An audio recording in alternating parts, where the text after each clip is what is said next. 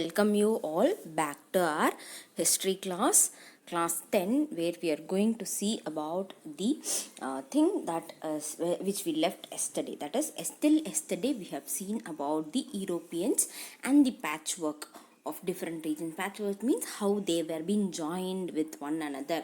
You might have seen craft work which will have patchwork. Patchwork means small attachment which will be done. So similarly, here they were being attached together, not in a common manner, but they were being separate one. So that we have seen yesterday. But today we are going to see about the aristocrats. So aristocracy and the new middle class. So what you are supposed to do, students? You are supposed to take your history book and sit along with that and open your book and go to page number 8. Do you remember? We stopped in the previous topic, that is 2, that the making of nationalism in Europe. I have explained you in detail. Today we are going to see 2.1. In the same content, 2.1, the aristocrats in the new middle class. In the beginning, I told you aristocrats were being the dominating section of the society and they had majority of the land under their control. Do you remember? So that one we are going to see in detail today. As I told you already, these aristocrats are socially and politically dominating section, and they had large amount of land under their control, and the members of this class were being united by different ways like lifestyle and cross-cut regional divisions. So cross-cut regional divisions means they do like arrangemental of their own relations, division of arrangement which will happen like kingship rule. His son will come, so son will be given the next region as to rule. So like that they will have the cross-cut relation division also. And then you can also see that they owned the estates. Estates means the land even inside the countryside as well as in the town side. As I told you, these peoples will have land control. Mass land was there. So they had land of their own, which is called as estate. In the countryside also, in the town side also they had, and these people were being maximum utilizing French as their language, which is used for the purpose of diplomacy. Diplomacy means for administrative purpose, to deal something in a different manner and to have a higher society. For that purpose they were using French as their official language. Okay, students.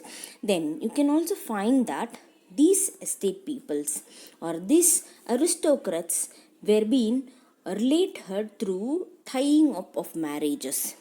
Like one aristocrats may have a girl princess, then another aristocrat may have a prince, so they may get married. So what happens is that they will have a relation or connection through marriage system only, and their powers were being numerous. Numerous means large number, and their population, their groups were being numerously small in number. Means the thing is, they are saying the power of the aristocrat is more in number, whereas their population, the numbers of aristocrats that they were been living in Europe is very less comparing to the other population like peasant population or serfdom's population. The aristocrats population was very less in number. We can even count that with the hands. So that is what he says. Then you can see that this aristocrats had majority of the population as French speaking, as I told you, and you can find that this Europe was having a dominating population of peasantries. Peasantries means the farmers, one who do cultivational work are known as peasantries. So you can find here the majority of the population was being considered as the peasantries.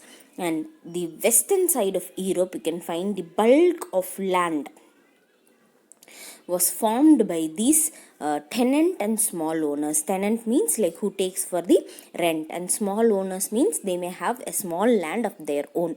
So they may do cultivational activity in western part of the Europe, and in the eastern part and the central part you can find that the land was being categorized and by the vast estate areas. They have divided the lands based on the patterns, like acres of land will divide, no, like that they have divided, and they made the sherbs, SERF, sherbs, to cultivate over there. So they were being made to cultivate in these farming areas as an bonded laborers in the eastern and the central part of Europe. Okay, then you can find that in the western and the central part of Europe there was an industrialization which was growing.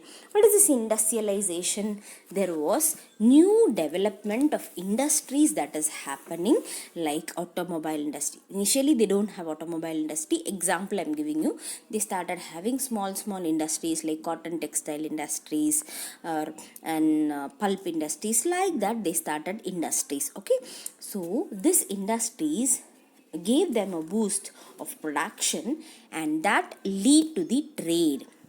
So trade was also growing over there in the towns, and it emerged means began to form an commercial class. So they were being called people who started doing industrial production and sell, that were being considered as the commercial class of the society, and who has been existing as the most important population in the society. And these industrialization were being begun in many places like England.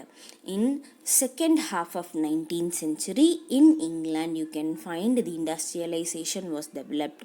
But in France and Germany the state still did not get the nation formation, so it only started during the 19th century. So it is later you can find where it has started developing. Okay, 19th century only they developed industrialization. They were not that much industrialized. You can see that here a new class started emerging. So that is what is called as the middle class. So you can see here the middle class. So the middle class is considered as the a group of new social groups which comes with the beginning of working classes. It includes the population of working class, middle class, made up of different groups, that is industrialist, business group, professionals. All these peoples you can see here: industrialist, businessmen, professionals, even teachers, lawyers, everyone are included in the middle class. And this middle class started fighting against the aristocrat form of government. Okay, and in central and eastern part of Europe you can find that these small number of peoples started emerging late in 19th century. They not begin 19th century, late 19th century. Later 19th century you can find that they started emerging, developing a sense of collective belongingness. And among this all you can find that education which has been provided to the middle class, which liberated the middle class with the idea of national unity, and the that was followed by the abolition of the aristocrats. So education provided them to think differently, attain something differently, and to make an full-fledged nation by abolishing or dismissing the aristocrat form of government. So this is what is about the content of 2.1 students. So we are going very slowly only, no problem, we'll deal everything in detail, then only we'll go into the next content. Okay, so just go through this content, and if you have any doubt you can ask to me. Thank you students. By this it's over.